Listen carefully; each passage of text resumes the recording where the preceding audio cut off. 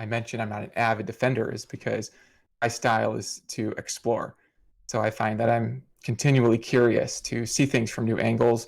It's hard for me to be quite sure of much of anything.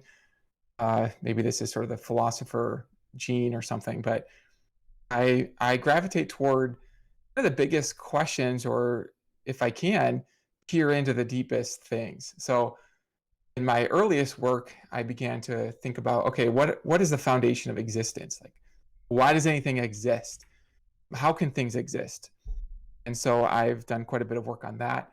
And then my more recent work, as you mentioned, is on the nature of minds. And so now I'm thinking about, okay, what are the deepest truths about minds? What is the fundamental nature of a person? And so I would say even beyond the topics is sort of a style of trying to understand more about sort of the biggest things without sort of landing on a position that I'm going to be a diehard defender for, but rather more in the spirit of exploration. Okay. I just sorry about this. Looks like the audio actually cut off earlier in. I just wanted to re-mention that Dr. Josh Rasmussen is thinking about doing another book on theories of the mind, basically called "The Nature and the Origins of Person," although he doesn't have the title down. And yeah, sorry about that.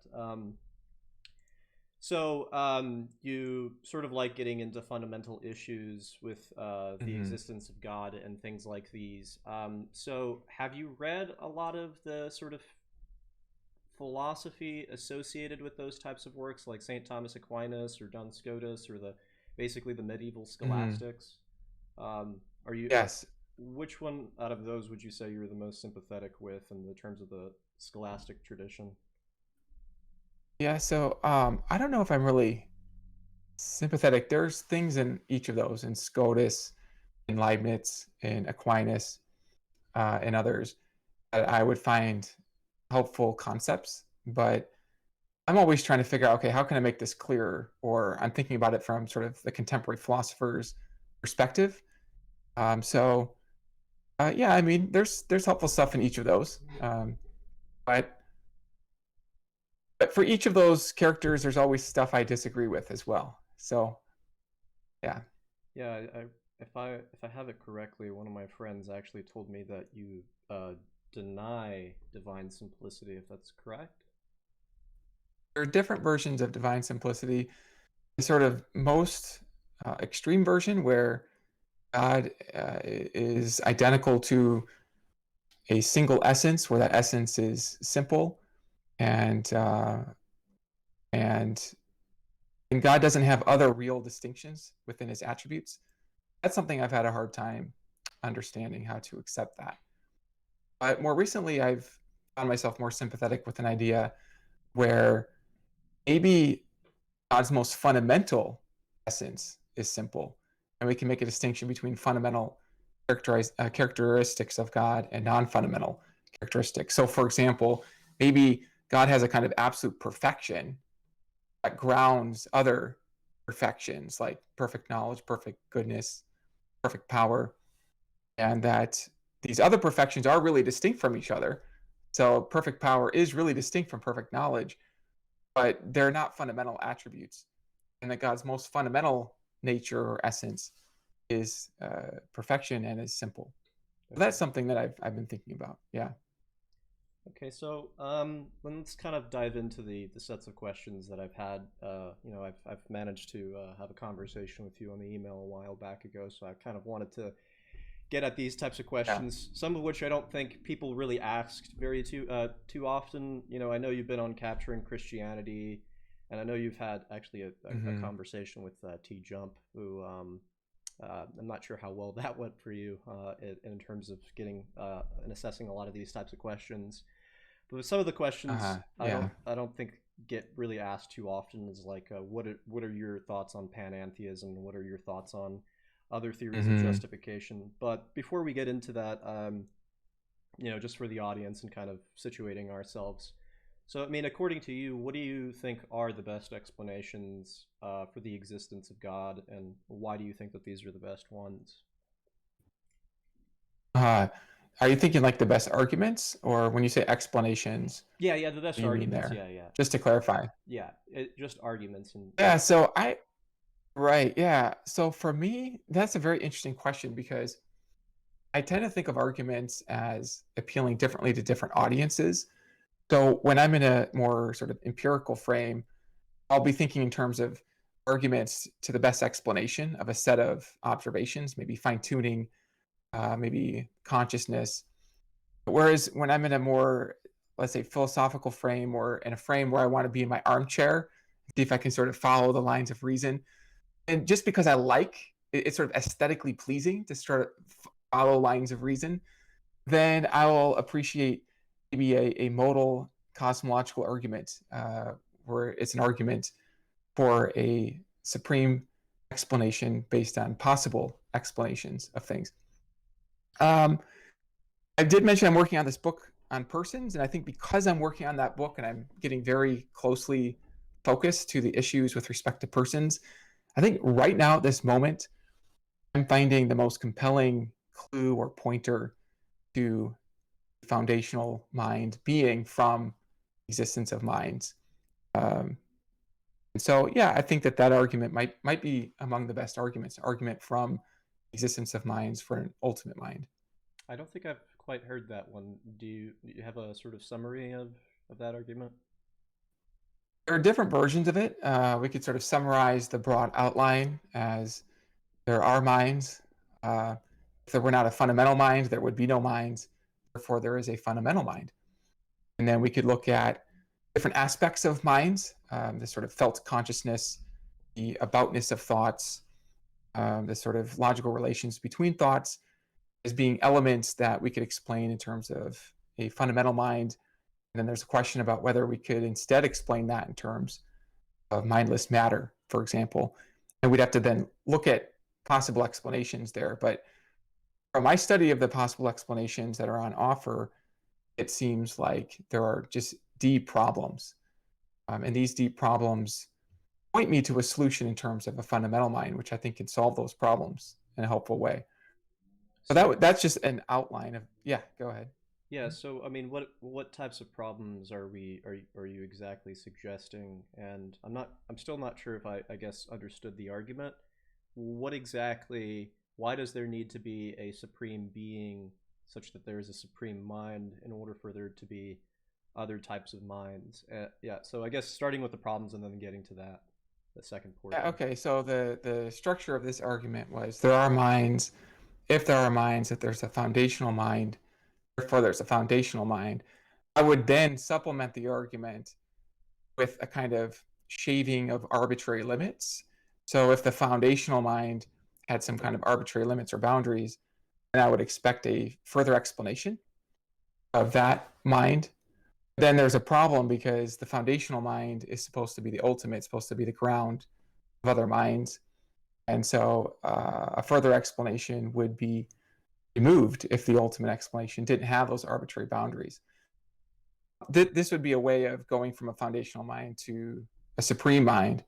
But I take it that your question is more about why think that there has to be a foundational mind in order for there to be minds. Sure. It's interesting because, well, this one reason comes out of the hard problem of consciousness. How do you take a bunch of sort of mindless stuff?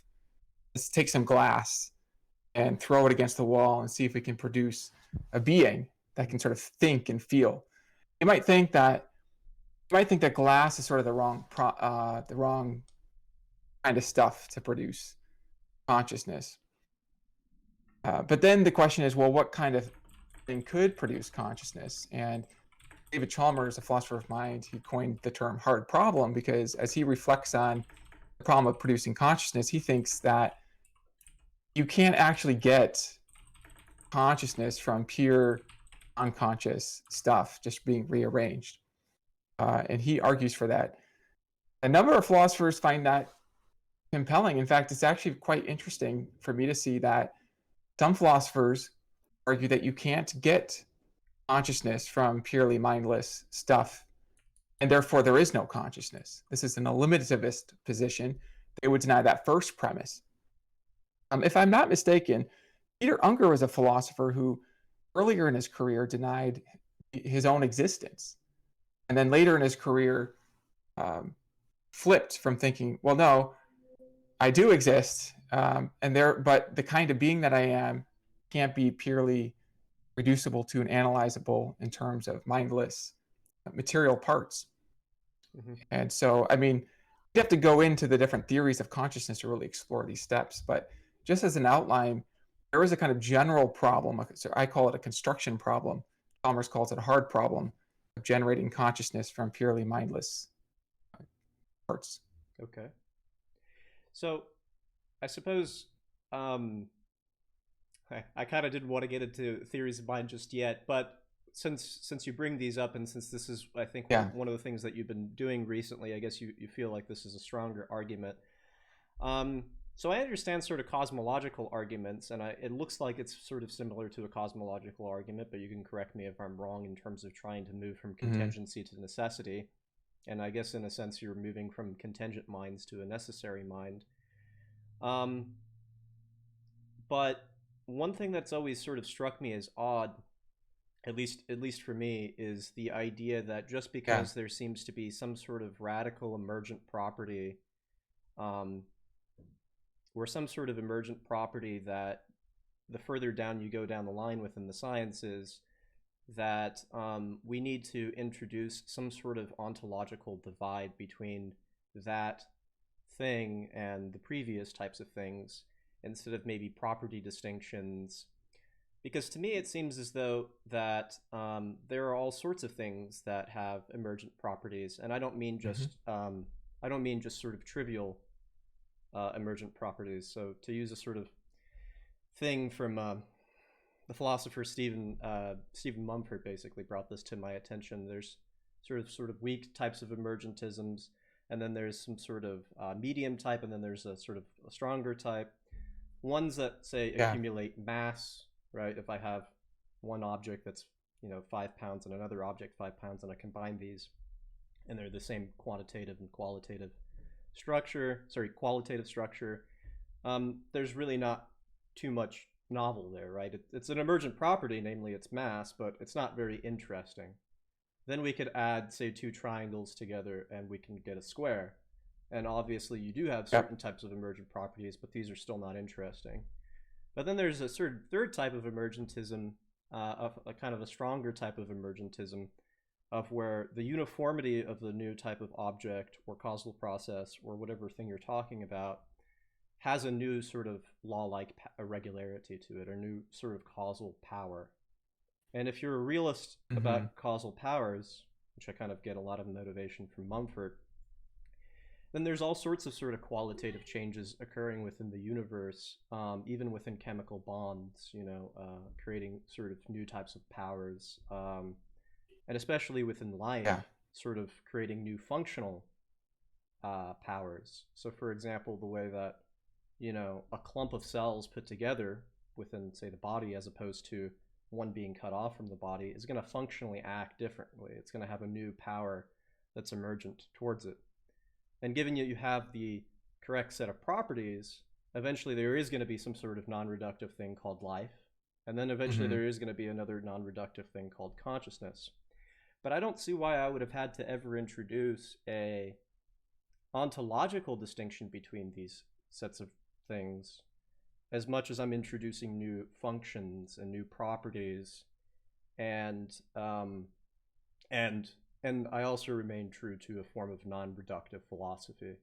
So I Mm-hmm. guess what I'm asking here is, if you are a Yeah. defendant of ontological differences, why not just qualitative property distinctions? Why not just non-reductive monism instead of some sort of dualism? And then go Yeah, into. so I'm actually, yeah, there's a few questions there. I mean, I'm happy with a form of monism. I want to multiply substances beyond necessity. And in fact, I actually have a chapter, I haven't written it yet, but it's on a theory of emergence. So I'm also happy to talk about how consciousness emerges. But the question is, what kind of a power can produce consciousness? And my thought is that if we get a little bit more specific and we look at within emergentist theories, which which kind of theory best can account for the data, I think that we can look at some emergentist theories that aren't going to work, that like nobody would hold. So, for example, I use the example of taking glass and throwing it against the wall. The thought is that glass is not the sort of right material to produce consciousness. Searle talks about this too. I mean, he argues that you have to have the right kind of material to produce consciousness. And so then when you start looking at the different candidates for the kind of material that could produce consciousness, it's not just consciousness, it's thoughts, rational thoughts, consciousness and thoughts that go together in a unified being. So because there's this other problem, the problem of too many minds, where how do you explain how there's one being that has the different conscious experiences and the different thoughts together? And so yeah, I would argue that many emergentist theories aren't going to be able to account for that, as well as having a fundamental mind that has the kind of powers that we know can produce consciousness, right? Because it's familiar in our own experience, in our own first hand experience. We witness ourselves producing thoughts and mental images and these sorts of things. We already have a mechanism that we know about that can produce consciousness. So rather than posit something beyond what we know to explain the data, my first hypothesis would be let's see if we can explain the data in terms of the kind of powers that we know produce consciousness. So that's just the beginning of a response to that. So I mean, I guess I'm just kind of curious as what you think Yeah, go for it. yeah, what kind of things would you think produce consciousness? I mean, I'm guessing you already have in mind certain types of People. biological. Okay, people. Okay, I think people. Sure. people produce consciousness. Yeah, yeah. Uh, so um, so right? Like you can produce consciousness. I can produce consciousness. Right. Yeah. so is the argument, sorry, is the perspective that you're trying to offer here that you'd have to be within the species of a Homo sapien, or is it something more novel than that? So by person, I don't mean something that's specifically tied to some particular genetic makeup or even biological form or even a shape. Um, I mean, the kind of being that I witnessed myself to be as someone who can have thoughts, feelings, hopes, desires, and such things like that. So this is a broad notion of person. Maybe a better term would be sentient being. Yeah, but it just seems like maybe I'm sort of mistaken, but isn't it sort of synonymous to say that a person is a mind and a mind is a person, or are you looking at persons with respect to agency? Because I feel like agency is going to be a Yeah. constitutive property of minds. That is, without minds, you don't have agency. So you can't necessarily describe minds through agency or personhood. Rather, it's the inverse, is that personhood comes from at least potentially being able to talk about minds. And then you'd have to find, well, what are the Uh-huh. sort of preconditions for a mind? So, I Yeah, mean, these are all terms of art, right? I mean, I sort of think of persons as having minds. Um, could, Persons also have a kind of agency. Um, I mean, so people can define these terms in various ways, but yeah, I mean, I take your thought there that minds and persons are deeply connected and related. I think it's kind of part of the same general problem. There's the problem of producing minds from non-minds, the problem of producing persons from non-persons. But I mean, it looks like beings have the power to produce thoughts, emotions, even other beings. And so that's something we experience as well. yeah, I'm, I'm still, I guess, a little bit confused as where. So, sure, you could. Obviously, I think you need some sort of philosophy or maybe some sort of biological explanation to give, maybe an evolutionary account to give of how minds come into existence. And I certainly wouldn't say, um, I certainly, I mean, I don't know what type of account I would give over there. I don't know if I would give the idea, I don't know necessarily if I would say that everything has to come from non-mind substances. Um, I'm guessing what you're trying to ultimately say is that because there's some sort of qualitative structure of a mind, that it can't come from something non-mind like, that it's a better hypothesis to say it comes from something mind like. And I'm guessing you're jettisoning the idea of panpsychism, and you're just going up to some sort of personal conception of God as having the potential of creating something great from already something great, right? I think Does that make sense? panpsychism, yeah, I mean, so if you think of panpsychism as, I mean, there are different versions of this too, but a kind of crude idea that like, well, everything has some consciousness. Um, I would ask, well, what explains, what sort of unifies the fundamental conscious layer? And so I think, I mean, this kind of goes back to that second part of the argument at the very end, where we consider the inference from a foundational mind to a supreme mind. My thought is that the ultimate explanation, and this goes back to kind of arguments, cosmological arguments or explanation-based arguments, the ultimate explanation is not going to have these arbitrary ad hoc limits and boundaries that call for a further explanation. The ultimate explanation will be more unified in the way that a conscious center unifies a variety of experiences. So that would be part of a way of further developing the account. I mean, I do want to make clear that in thinking about an evolutionary account, nothing that I'm saying competes with an evolutionary account Yeah. of shapes, right? Because and of bodies, because we can imagine a world where there's an evolution of machines, androids. None of them have first-person reflection. None of that. We could even imagine an evolution that produces consciousness, but the consciousness isn't organized around centers of consciousness or selves or eyes.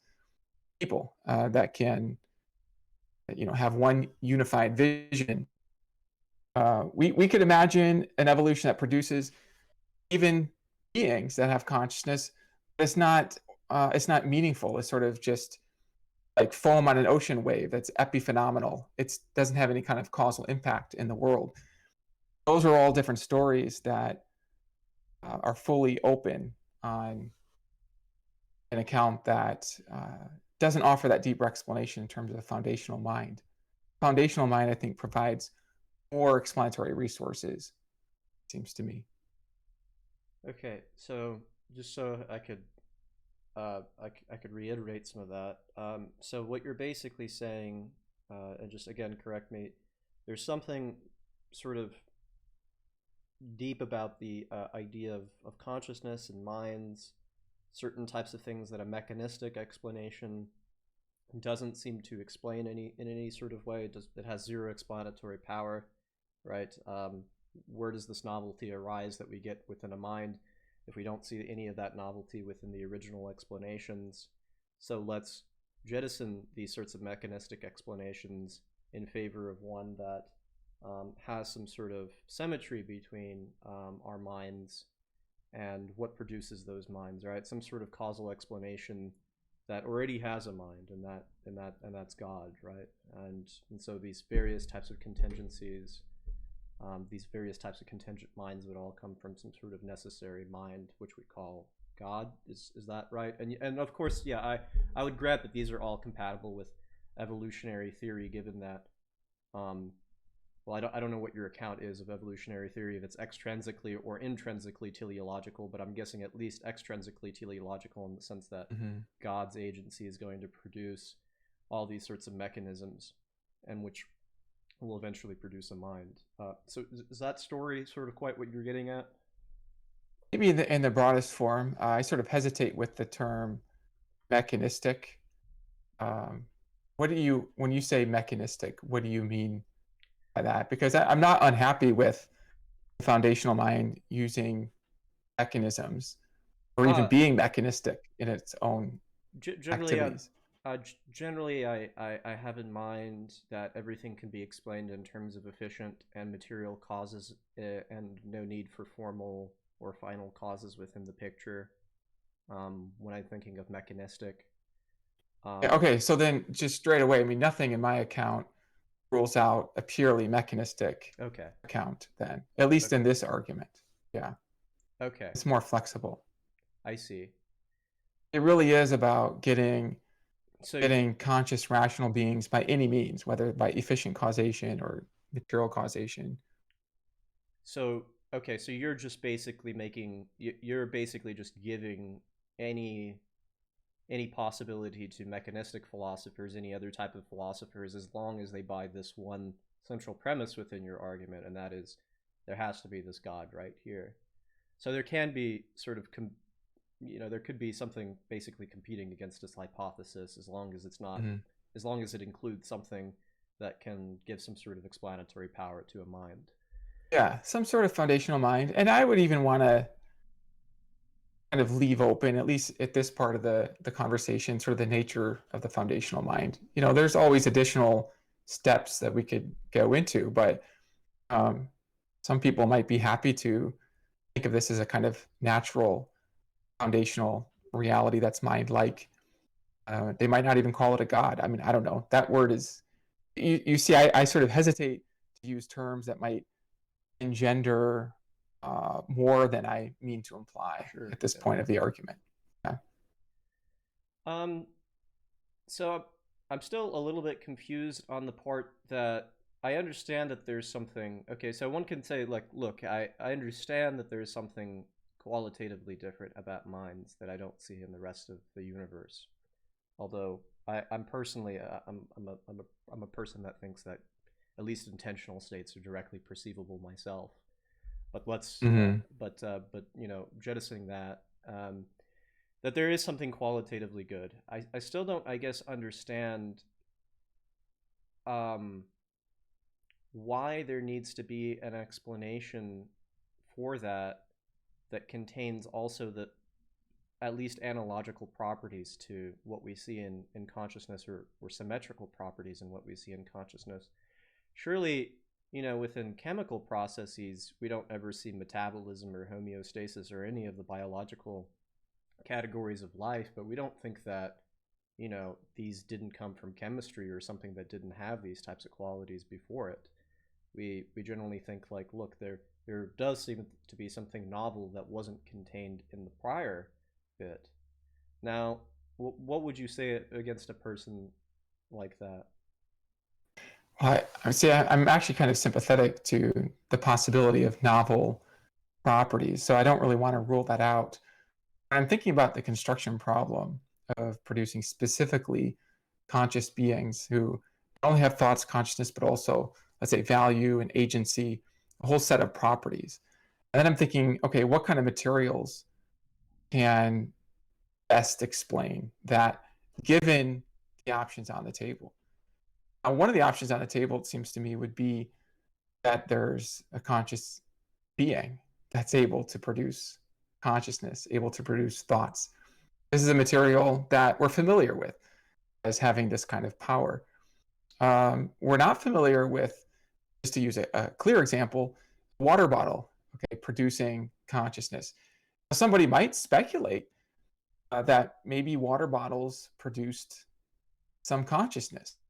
And they might say, what, this could just be a novel product of the water bottle. And are you saying it's impossible for novel emergence to happen? And it's like, well, no, I'm not saying that. It's more specific than that. I'm saying that there are some materials that I think that we can see just aren't the right materials. Sort of one of the ways that I think about it is I try to find a clear case. Mm-hmm. I look for relevant differences. Are there any relevant differences between glass or water bottle or sand or whatever, and my brain, such that my brain could produce consciousness, but not some of these other things? And now this is where it kind of takes some time to look at candidate relevant differences. Does the change of shape make a difference? If a triangle doesn't produce happiness, could something as complex looking as a brain produce happiness? Well, I don't think it would be just in virtue of the shape change. I mean, but this isn't something that I can just say. I mean, this is something I would want to invite people listening to Sure. really take some time and think about the shape. Say, does merely adding vertices sort of make it a better material for producing rational thought or consciousness? And I mean, I find that it seems just clear when I think about it that mere shape change won't do it. Then we talk about, well, maybe a change in something else. Maybe it's function. People talk about functionalism. It's a theory of producing consciousness. Well, a function is a set of ordered pairs of inputs and outputs. That's what it is. So now we can ask, okay, what are the ordered pairs? What do they consist in? So we can start to think about examples. Maybe they consist in shapes. So a function that goes from one shape to another. Here again, I think it's pretty clear that merely changing, we could just take like the shape of a plate to a shape of a bowl. That mere shift won't make it conscious. Sometimes I ask my kids, they'll be playing with Legos, like, can you make these Legos into something conscious? They seem to think that you can't. And that includes functional relationships. You start with this shape, this Lego pattern, go to this one. Will the mere change in pattern make it conscious? It seems not. So then we can continue to go through, okay, well, what could be a relevant difference?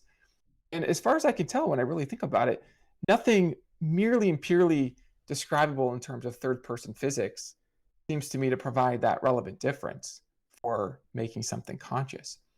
And this isn't just an argument from it's impossible for there to be emergence or impossible for there to be novel powers. It's more specific than that. Specifically thinking about consciousness, thinking about shapes, thinking about irrelevant differences, and then comparing that with an alternative hypothesis that is known to produce consciousness, personal beings that are known to be able to form mental images, form thoughts, form experiences.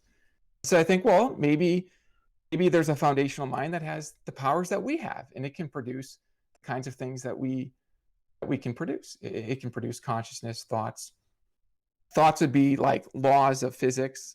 Laws are thought-like entities that it can produce. And the physical world could be patterned off of its imagination, just in the way that we can form geometrical structures in our own minds through intention. And so those are a lot of thoughts. I know that this could start sounding radical, but I mean, I don't know. Yeah. I think I'm okay with radicality. I generally I'm generally very sympathetic to immaterial things, normativity being in nature. It's when it's not radical enough. I think it's when philosophy sort of becomes not only boring but not right. So there's not something not right about it. So I guess and what you said is making more sense of the general theme that you're trying to paint here. And I guess just a sort of clarifying question, therefore you're okay with not just the mind as something needs to be explained by God, but what about things like, for example, normativity, and that is just something about nature that can function in accordance with a rule.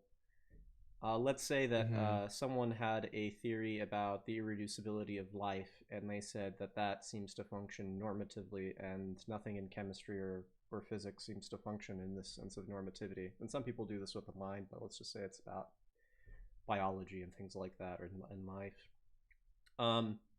And I can then begin to speculate, well, I mean, look, I can have all these various things in chemistry and physics. I mereologically spin them in a certain type of way. They don't ever seem to produce this notion of normativity that's being indicative of life right here. Therefore, I need to introduce something normative as a fundamental explanation for this type of normativity. Do you think like that would be a viable move too, and then we'd have to move to God, or would you just accept that? Look, I don't need an explanation that explains normativity into existence. It's just that there's no prior explanatory power that I needed in order that prior to this. It's rather that it just emerged, and we don't have an explanation for that because there's just a large range of things that are sort of novel and unexplained. Yeah. Well, you're pointing to a helpful distinction between being irreducible and being unexplained. So, or even unexplainable. So it might be that there are normative properties like being good or whatever that are not reducible to non-normative properties, but they might still have a further explanation in terms of non-normative foundations. There is an interesting article forgetting the title, but it's about normativity. It's like something about normativity all the way down. Uh, Yeah. they have this view, I think it's called Panoramism or something, Yeah, and it's sort of I'm actually one of those people. So so you're familiar with this idea, yeah? So it's sort of kind of like the panpsychism, where basically they're making the argument that normativity is not only irreducible, but it can't be ultimately explainable in terms of non-normativity. There's like this gap of getting like the good from the non-good, or the value from the non-value, the right from the non-right. And so I think their argument is there's a kind of fundamental layer of reality that has basic normativity built into it, yeah, sort of in the way that I'm saying there's a kind of basic mentality built into the fundamental nature of reality. This is something I'm open to. I have a friend, he's been sort of challenging the idea that normativity would be fundamental. He's made this argument that there are great making attributes where, like, for example, power and knowledge are great making, and they are prior to the greatness because they make the greatness. So, like, the fundamental layer of reality maybe has great power. That great power makes the fundamental layer of reality valuable or great in some sense.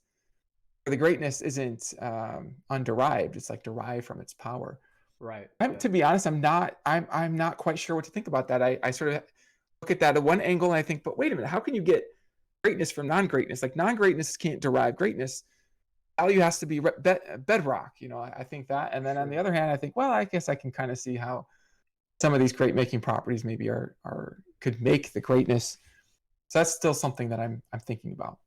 Yeah, I mean, the notion that nothing great can come from something lesser is a sort of Platonic theme, though, right? I mean, you see Socrates and the Greeks sort of talking about this.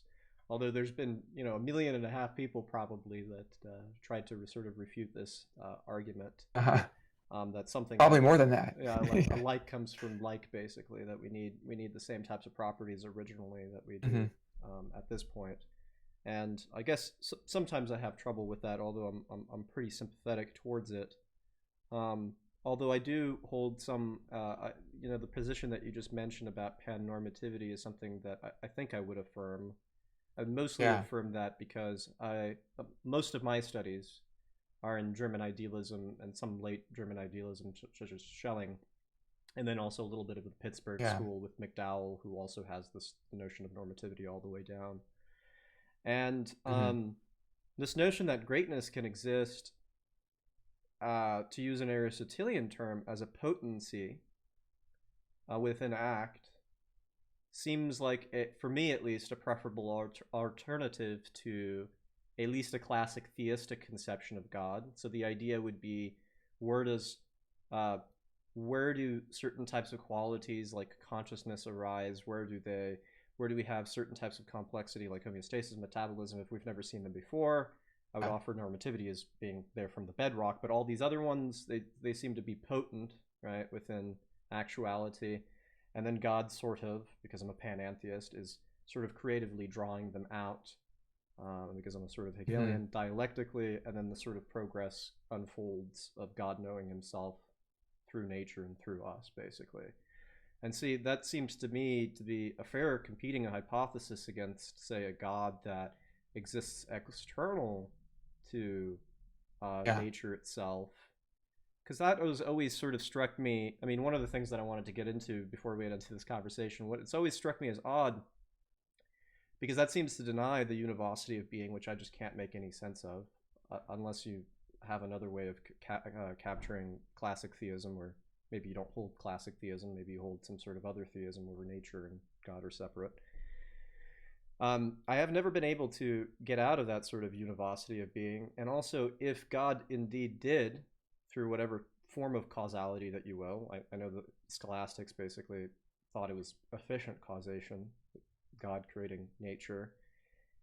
If effect is in some way necessarily connected to its cause, then it seems as though they're going to participate in the same univocity of being. That is, the effect is going to participate in the same type of being as the cause.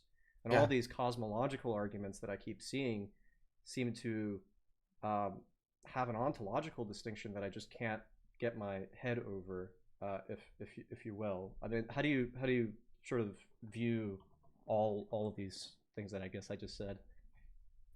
Well, it's so interesting because I'm very sympathetic with the sort of immanent view of fundamental reality as producing the rest of the world sort of after its own nature.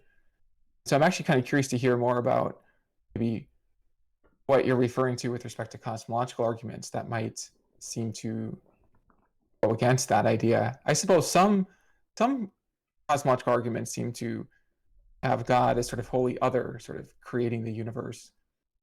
But Yeah, the arguments that I like from contingency, I think, allow for kind of panentheistic version of God. yeah, maybe a regular cosmological argument. I'm just not sure because if God sort of resided or was had some sort of identity to nature that was not reducible to nature, but had some sort of identity, or maybe if it was the form of nature, which was matter, some sort of hylomorphic Yeah, view, then the very formal process that sort of causes nature to be a certain type of formation didn't necessarily come prior to nature, as within some of these yeah. cosmological arguments. But if what you're saying is this, these cosmological arguments aren't necessarily prior to um, to nature Hmm. itself, then I think I would be okay with it. I think with the sort of clarification that you made there, that these aren't antithetical to panentheism. Yeah, I think I would be okay with that. Um, Did I ever by chance send you a draft of a paper called Creation Ex Deus? no, no, I don't remember I don't that. know if what I've sent you, but it's interesting that you bring this up because I'd be happy to send that to you. It's not a published paper, but it's one where I kind of work through this question of what is the relationship between the sort of foundational reality and the rest of reality, and I articulate a panentheist theory, I see. which I argue solves certain problems that a kind of classical picture will run into. Although it's very interesting because as I really try to dissect the concepts of, what does it really mean to create from nothing without prior materials, and what does it really mean to create with prior materials, I began to have a hard time.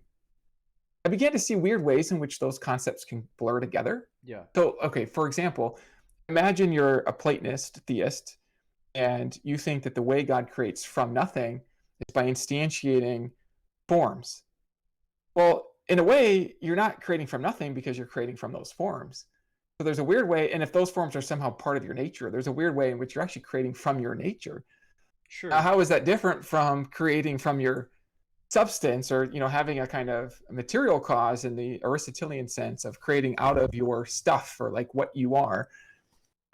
It's not that there isn't a difference there. It's just Because I've been seeing how these views. Yeah, go ahead. Yeah, please go ahead. yeah, I guess two things, because I reminded Yeah. myself of the. It's just been a while since I've read the scholastic material, but the first one is that I don't know if God would create himself from nothing, or that he would instantiate a form that was separated from himself. I see it as sort of an imminent transformation. Um, Yes. so an imminent transformation of his own form, basically, sort of developing through a temporally Hmm. extended period.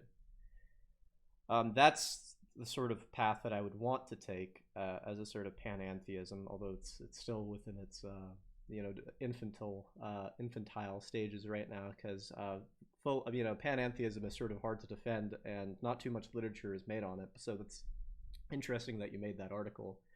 Secondly, the cosmological argument. I kind of got reminded as you were talking about it. Before we go in there, if may I just Yeah, yeah, yeah. chime on what you just said? It's just a little bit more on how you make these distinctions, because this is sort of when I found myself kind of tilting between views. Hmm. And one of the things that I was thinking about is I was thinking, well, imagine God creates something patterned off of either a form or an idea in his mind. Hmm. Okay. Now you talked about creating out of like a form, sort of like in God or Yeah, something like eminent this. his own Well, let's say form. that Yeah. his own form. Yeah. So let's say God has, well, his own form. So okay, so this is a form that God is instantiating, like the form of being great to some degree. Okay. And then imagine God creates something. He doesn't use pre-existing matter or any pre-existing stuff. He just instantiates some degree of that form into reality. I see. Yeah. Is that panentheism? Is that him creating out of himself because he's creating out of his own form? Or is that creating something new because he's not using pre-existing substance? Sure, I understand. My concepts start to blur. I start to just lose track of Sure. how to understand these things. And yeah. Um, that's, I think, why you'd have to sort of reinstate the notion of potency and act, and that potency isn't going to be the Mm-hmm. same thing as actuality. So whatever is potent within him, that's not just yet actual, is going to have to be brought out. But I could see how, even that being said, right, you're still going to probably run into some of the exact options or the exact things that you were saying, because then you're going to start asking things like, well, exactly how is potency functioning here? Does that exist? Exactly how does it exist in act and things like that. So yeah, I mean, I understand, and you've probably read more about the literature, since you're writing about the literature, than I am, about how to try to comb over those types of problems. Well, now I'm just trying to figure it out. I mean, I don't know if there even is that much literature really focused specifically on this. I mean, not that there's none, but this is not something that I've really seen well explored. It seems like it's kind of on the edges of philosophy of religion, really getting clear on some of these distinctions. I know, I had the author of the Stanford Encyclopedia article over. He wrote the panentheist entry, and we were talking about how to define terms, and there's just a lot of work still to be done here. Yeah, I don't know. It might be too premature for me to say, but I think the Hegel science of logic is this sort of genesis of God's own creation coming into being through an immanent and dialectical, uh, through a dialectical method. Mm-hmm. I'm not sure if you've read Hegel or the German idealists, but I mean, if you want to talk about an area that's ripe with panentheistic sort of styles, Yeah. it would be that. And the science of logic is basically trying to find the most presuppositionalist philosophy that's possible, namely starting with the indeterminate and immediate notion of being, and then letting Yeah. that develop by itself. And you get questions like, well, what is indeterminate? Immediate being. Indeterminate is precisely that quality, or it's sort of a state of quality that can't be contrasted with anything else. If you have no contrast, you have no determination, so it's indeterminate. Immediate in that it's not relegated to some sort of sense of discursive mediating thoughts, right? It doesn't depend on anything else, so it's sort of immanently bound. So you get indeterminate and immediate. And then you find out where that leads you to, when Hegel thinks that leads you to nothing. Why does it lead you Mm-hmm. to nothing? Because the concept of being and nothing have, due to them both being indeterminate and immediate, a univocal nature that oscillates into one another, and that, through that sort of motion, right, creates a new category of being, namely becoming.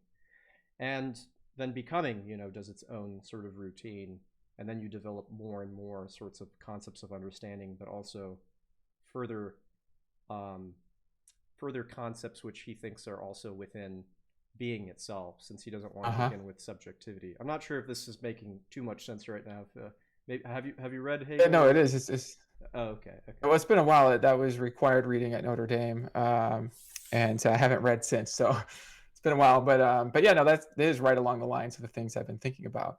Yeah, This divide. well, Yeah. hopefully that made a little bit of sense. But anyways, yeah, just briefly on the sort of cosmological thing. I didn't want to get into the argument as much as I was going to say that one of the things is why a panentheistic view wouldn't have been possible, and why a cosmological argument would have required a god, at least for some theists, is because of divine simplicity and the notion of nature being composite. And anything that's a Yeah. composite, I think, was for them definitionally contingent, and so was reliant on something that was unconditioned and divinely simple. But I don't know where you stand on divine simplicity or any of that sort. And that's another thing that I've been trying to wrap my head around, is how to imagine God as both divinely simple, at least in the Thomistic sense. I know you don't believe this, but divinely simple in the Thomistic sense, and then also having things like a contingent will, or a Mm-hmm. good nature, a perfect intellect, omnipresent, or things like that, right? It just seems as though as soon as you take into these considerations, he becomes a composite, at least in some sense. And I know in your email you told me like that this is actually contested. This is there's some sort of books basically that try to find out why those things aren't composites, or how we have to do sort of mereology with God's attributes and his essence. Hmm.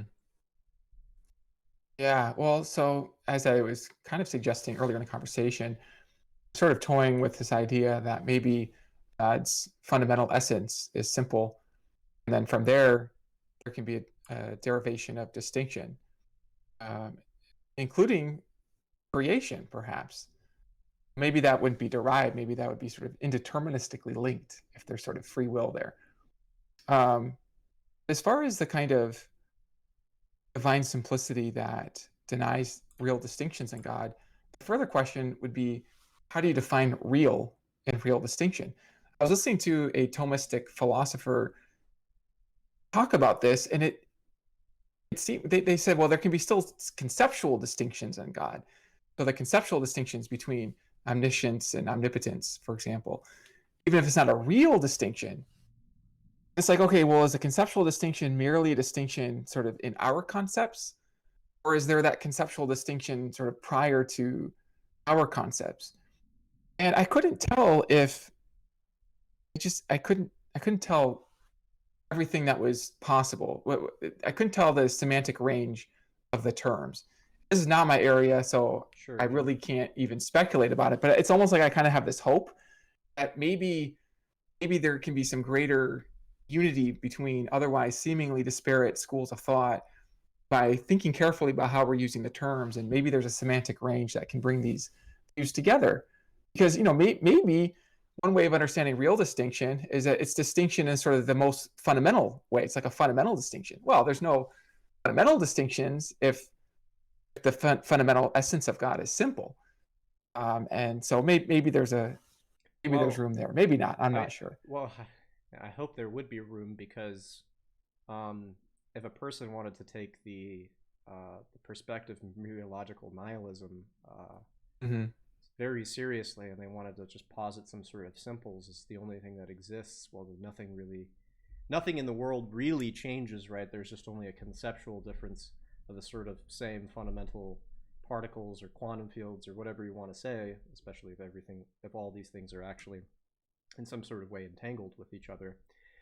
um, then then we have this sort of necessary thing at the end of the day that doesn't seem to be changing. We're actually doing anything else, right? That could itself, nature could itself be sort of this divine simplicity, or at least simplistic in some sort of sense.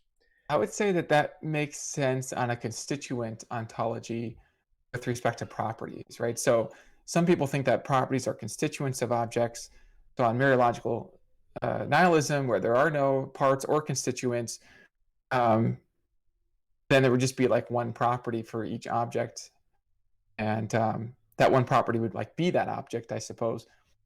And then it's hard to understand how there could be change, right? Because you think of change as sort of change from like one property to Yeah, another. they would probably Uh, deny change, especially if they had an internalist conception of time. yes.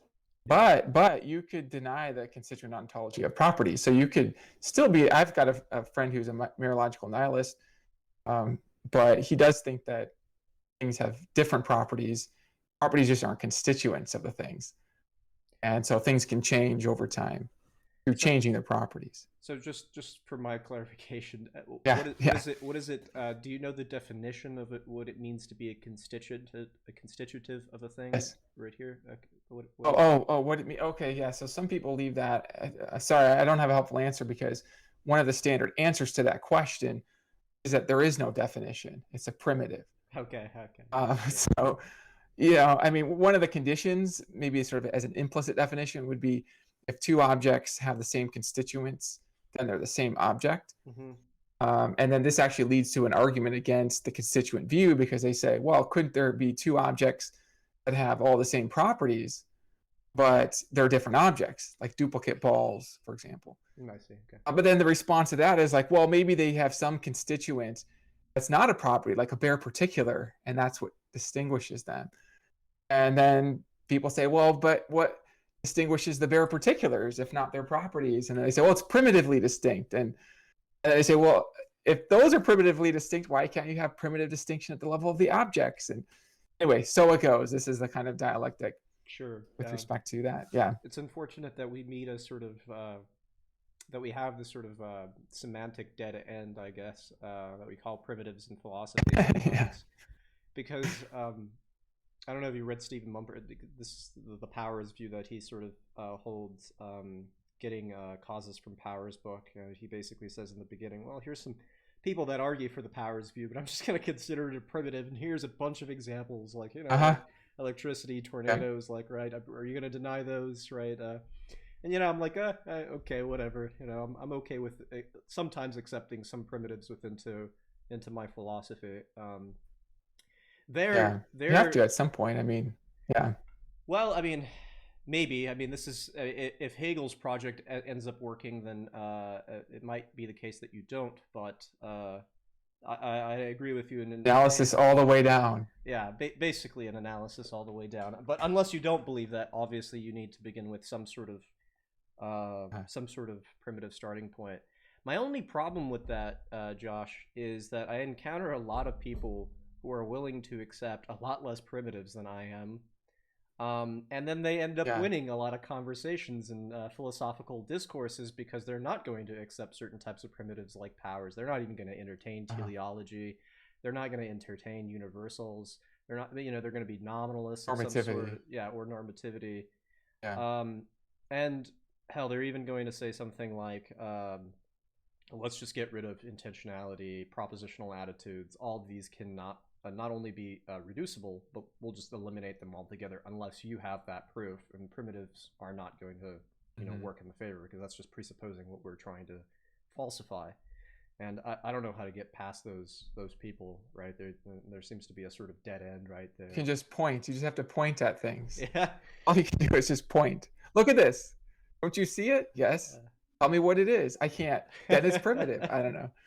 Yeah, I definitely have some problems with communication with certain people. So it's nice when people read a lot of history of philosophy, because I could be like, well, Aristotle's or Kant's views, Yeah. or whatever. But some people are just like, let's just read analytic philosophy. Let's only argue for things that we can argue for, other than those necessities of which we all have to participate in, like consistency, coherence. I know some things like Occam's razor or whatever. So yeah. Yeah. So I'm just trying to look at how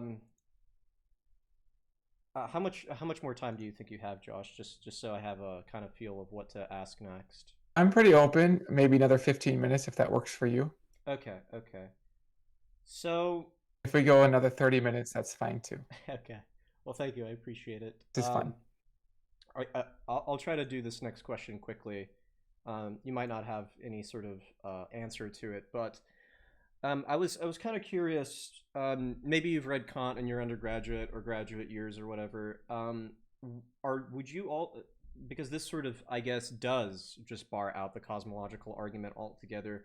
But if you accept transcendental idealism, and then you basically think that the PSR is a pure concept of understanding as a sort of way of understanding the world, this kind of bars the idea of any sort of cosmological argument from working.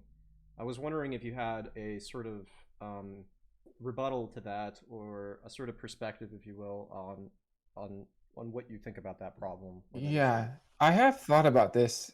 Sort of one instinct that I have, sort of this maximally charitable instinct, is to sort of work with the frame and then see if the cosmological argument sort of shows up within the frame. So within our understanding, there's a supreme being. If the cosmological argument is sound, I suppose somebody could say, well, that's all that you get, is that within your understanding. Like within my understanding, my wife exists, but how do I know she actually exists in her own right?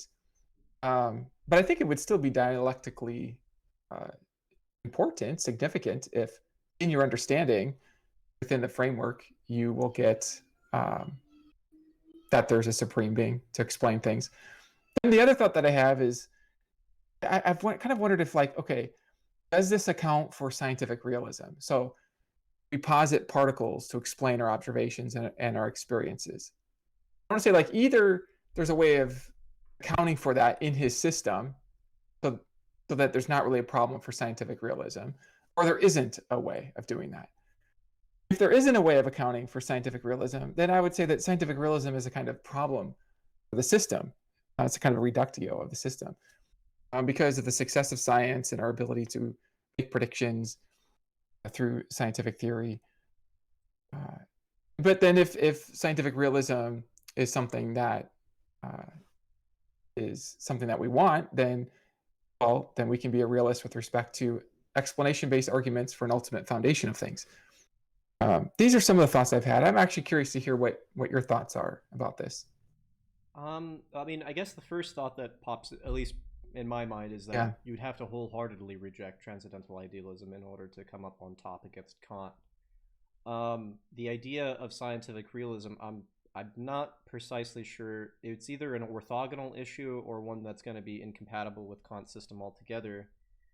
Um, so because Kant isn't, obviously one of the sort of projects that Kant had is to, well, answer the empiricists, answer the rationalists, answer Hmm. sort of skeptical issues, not as many skeptical issues as people think, but to say the sciences and basically offer a sort of geometrical model of how all that works, and then postulating certain types of a priori practices and how all that works. So I don't think that there's anything sort of incompatible with how Kant sets up his system and how the sciences are working. Those would all just be sort of philosophy of science and phenomenal. They would be sort of leap into the category of the phenomenon, if you will, Uh-huh. right? And we could do all sorts of things, all sorts of nice things within the sciences, as far as it goes within that's compatible with Kant's system. It's precisely trying to find out whether the PSR applies to something further than the phenomenon and further than the sort of scientific explanations that we have into a sort of supersensible understanding, and one of which would include the soul, theories of freedom, and God. Um, so it doesn't really seem like we can, in the end of the day, transcend our experiences, and our experiences as being fundamentally of something that's both receptive and spontaneous. That's just what experiences are. It's those two things. Um, Yeah.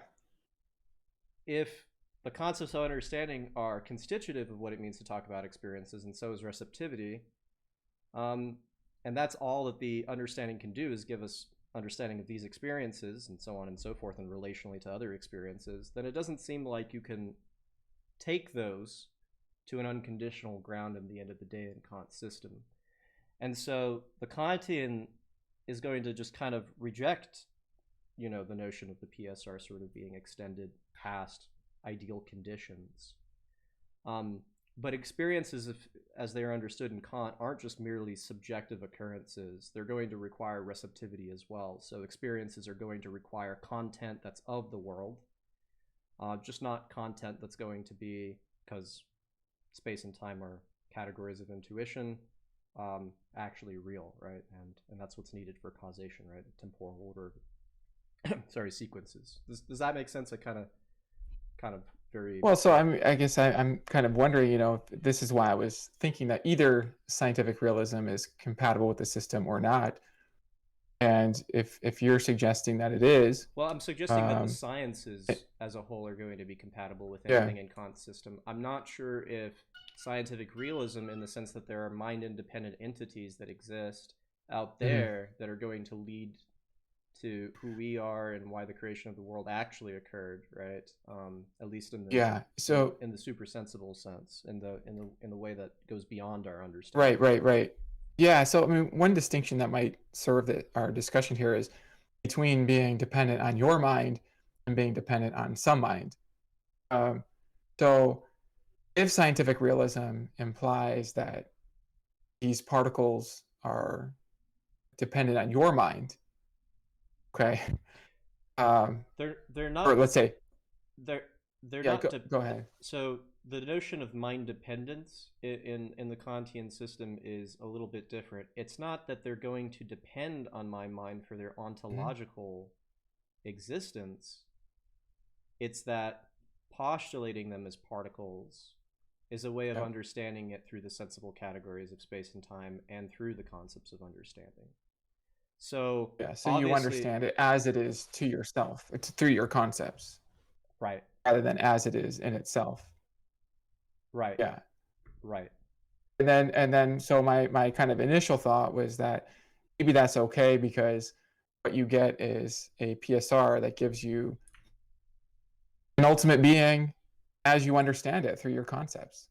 I mean, if I'm in Kant's system, I'm thinking like, what else would I want from an argument? If an argument shows me, that 2 + 2 = 4, and that there are particles, and that God exists, it turns out that, well, all those things are only known through my understanding. It's like, okay, well, it's still significant. I mean, because there are some things that aren't known through my understanding, like, let's say, unicorns or something like that.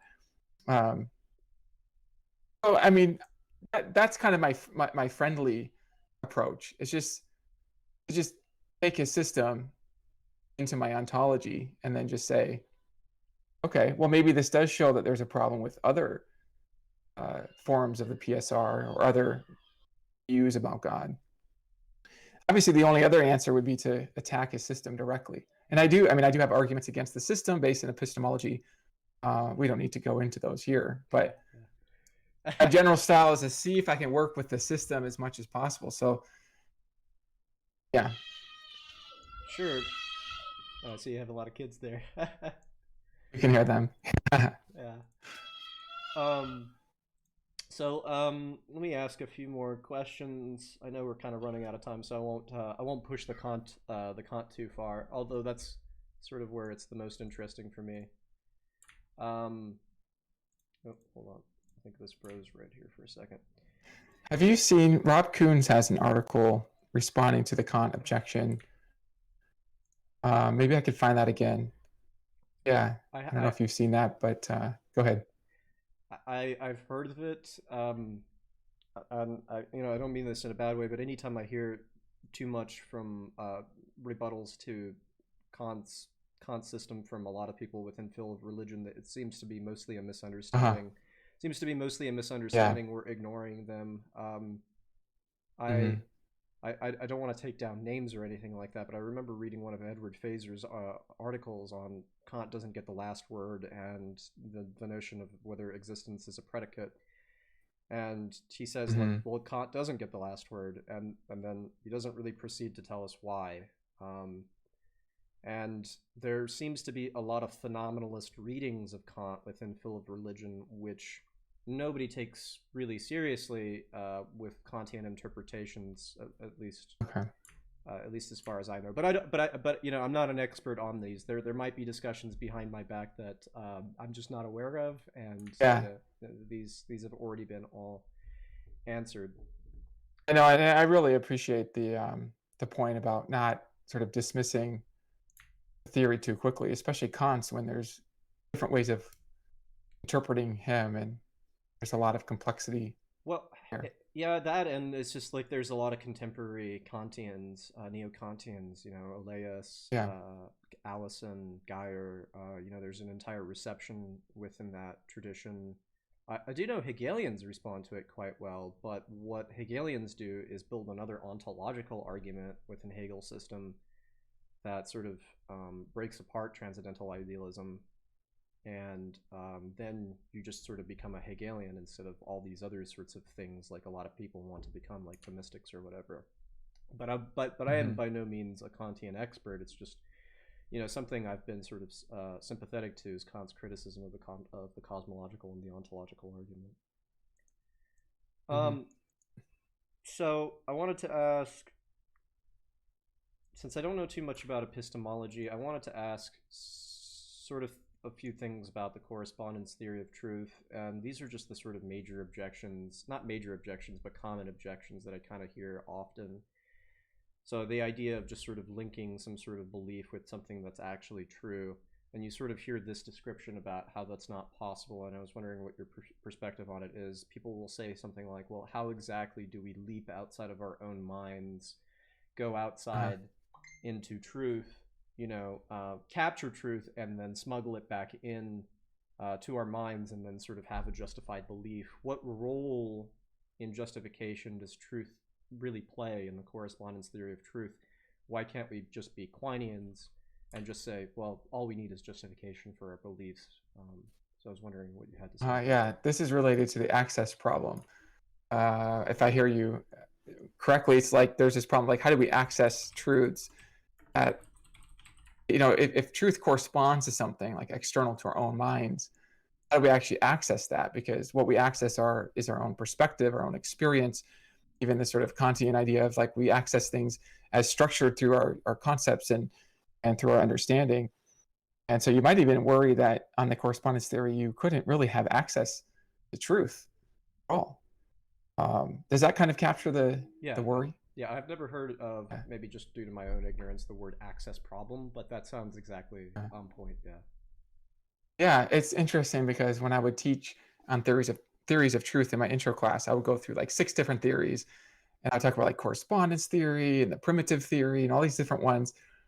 And it seemed like the students, their main contender was relativism. It's either truth is either objective or it's relative. And through conversations with the students, it seemed like the number one worry for objective truth in general was this access worry. And it was kind of actually through them, not through the literature, not through reading books on this topic, but through my students that I came to really appreciate this problem and this worry. And so I do have a few things to say about it. I mean, I think one, it's helpful to make a distinction between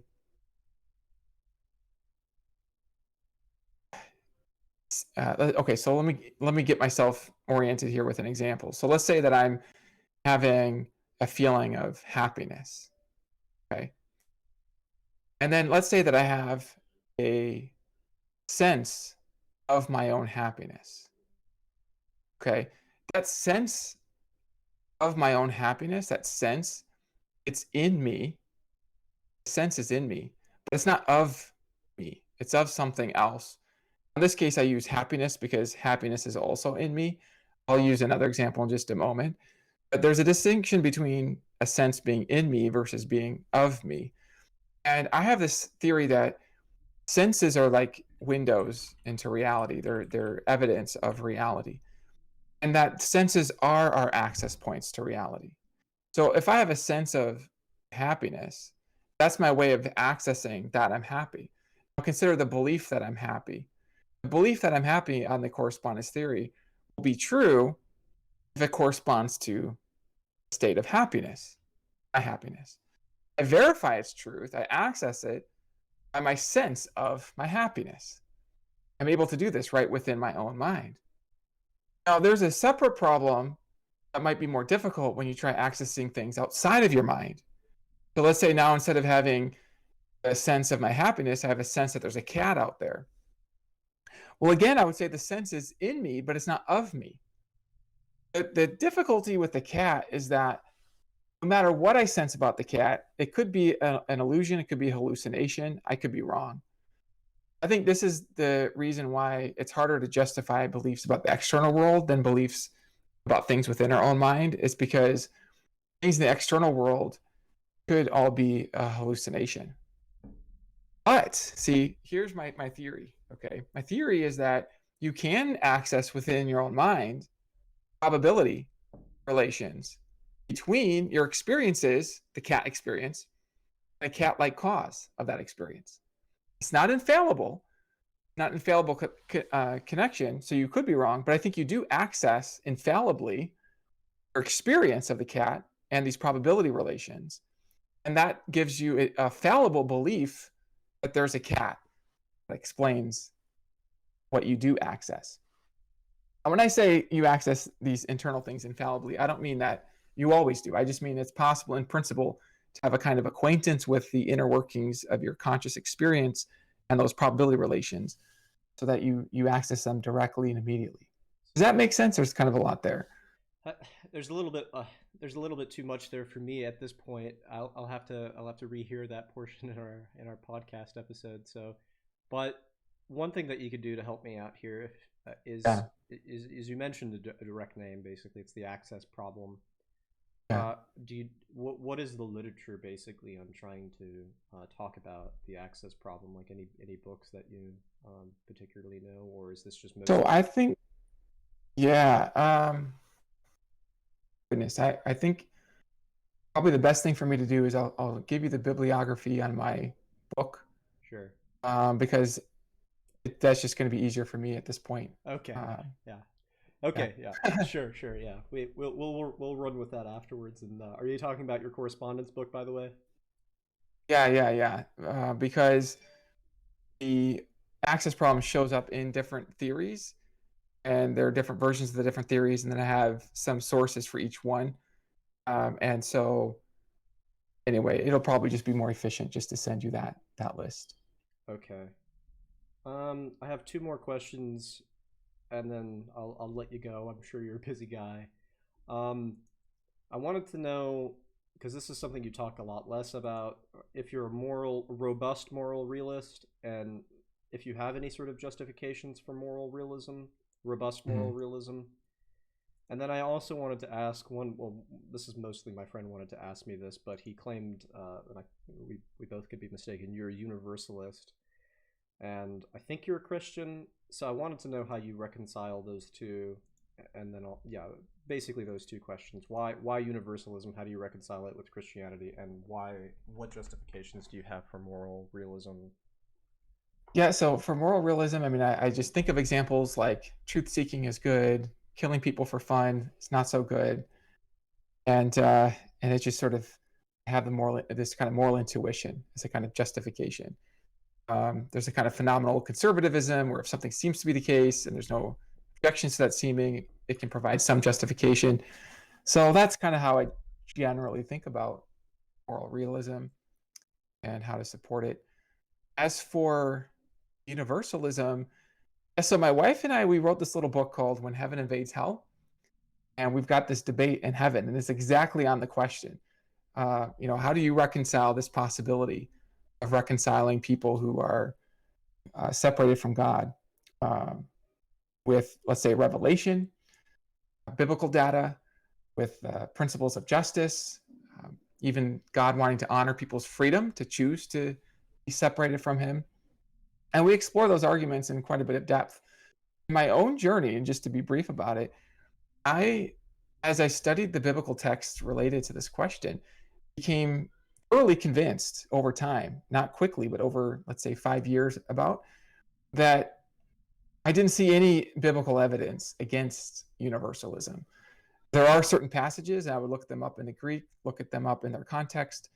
And it would, once I understood the context, it was like, no, this does not support eternal conscious torment or even annihilationism.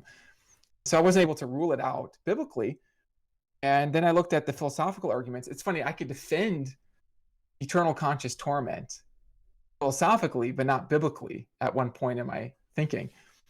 But then it seemed like the philosophical arguments also kind of fell apart as well in my own analysis. Now, let me just be careful. There's a lot of different sides to this. This is why in our book, When Heaven Invades Hell, we explore these arguments in story form. We try to highlight some of the complexities. And so I don't want to suggest that this is sort of an easy question or even that my mind is fully settled on this. Um, but I would say I would be surprised at this point if some form of universalism were not true, given my current investigations. So what would be so are you basically just saying that Christianity as it stands is just a means to an end instead of an end in itself? Um, because it just What do seems you to mean by be Christianity? as in like the scripture and the types of beliefs that Christians would generally have. Would these be just Uh-huh. one sort of path um, of Oh, I realizing that see. God Okay. exists? Yeah. So let me just distinguish your universalism from pluralism. Sometimes people conflate these. So the suggestion here is not that like every pathway is sort of an equally valid pathway to God or to salvation. In fact, the first universalist I read was a Christian philosopher at Yale, Keith Thoreau's Universalism and the Bible. And he makes the point that you could be an exclusivist Christian and still a universalist.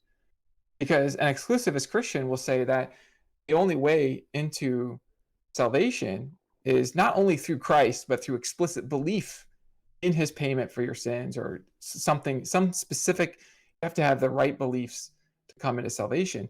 He makes the argument that God can arrange a person's life so that whether they have that belief before they die or after they die, everybody will eventually come to meet those exclusivist conditions for salvation. So I don't know if that quite gets to your question, but Yeah. I just want to say that you can be an exclusivist and still a universalist. You can believe this sort of soteriological frame where you have to meet add all the conditions you want, but the idea is that God can work with you even after you die, so you meet all those conditions. Okay.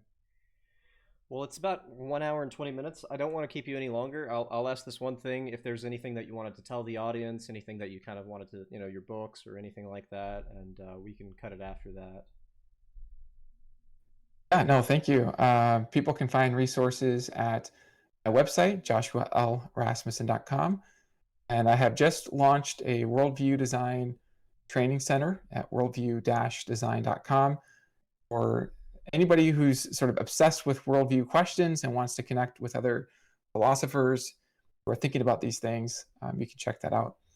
And as far as just final words, thank you for this time, talking with you. We covered a lot of different topics. This has been a lot of fun. It's kind of unusual to talk about this many different topics. And I think it's kind of cool in a way because building a worldview is about putting a lot of different pieces together. It's about thinking hard about a lot of different pieces.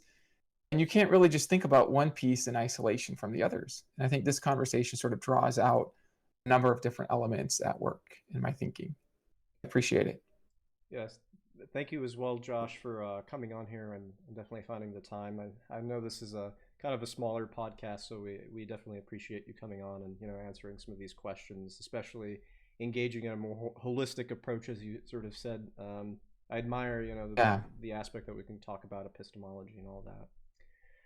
But yeah, I'll wrap it. I'll wrap it up and allow you to get back to your kids and your family and all that. But thank you for coming on once again, and hopefully we might see you sometime in the future. But until then, you have a good one. Thank you. You too. It's been fun. Talk to you later. Bye-bye. Bye. All right, guys, and that concludes our conversation with Dr. Rasmussen. Hold on, let me tell him.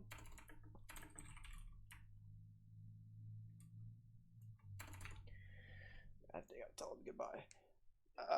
So hopefully you guys enjoyed that, and we got into certain types of questions that he hasn't addressed before. I only wish we had more time. Kind of an hour and 30 minutes talking about philosophy with a philosophy professor can, sort of be insufficient in terms of getting a lot of answers. But I definitely got some questions answered that I think I wanted to get into. If I had a little bit more time, I would definitely get into a little bit more Kant and sort of responses to the cosmological argument. But I think that would eventually have gone to him trying to sort of try to tear down transcendental idealism altogether.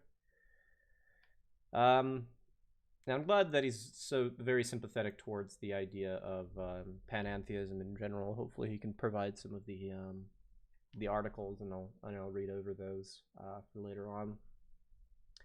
But anyways, thank you guys for tuning in. Hopefully the 1 hour and 30 minutes was sufficient.